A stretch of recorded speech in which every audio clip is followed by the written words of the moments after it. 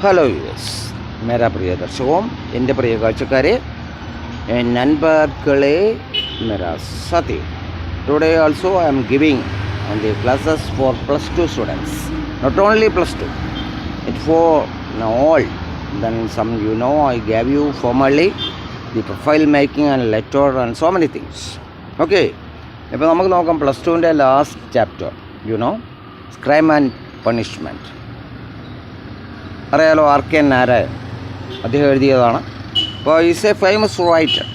അദ്ദേഹത്തിൻ്റെ കഥകളൊക്കെ ഒരുപാട് സിനിമകളായിരുന്നു, നോവൽസൊക്കെ.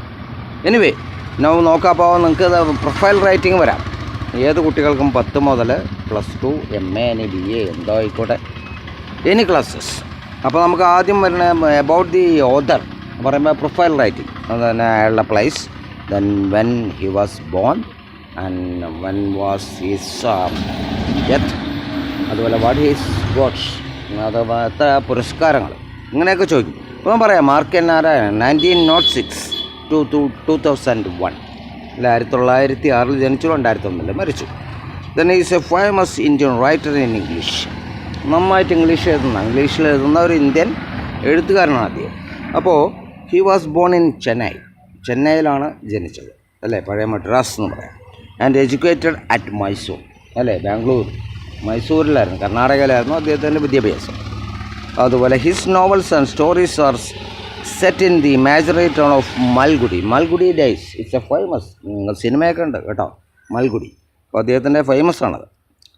അതുപോലെ തന്നെ then tell you his stories noted their irony, humor, romance, energy of life.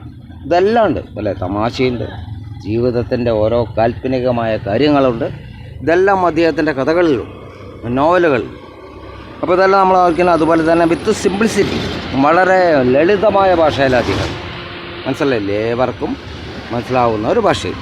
He was written many books, ഒരുപാട് പുസ്തകങ്ങൾ എഴുതിയിട്ടുണ്ട്. One of his famous book is the guide.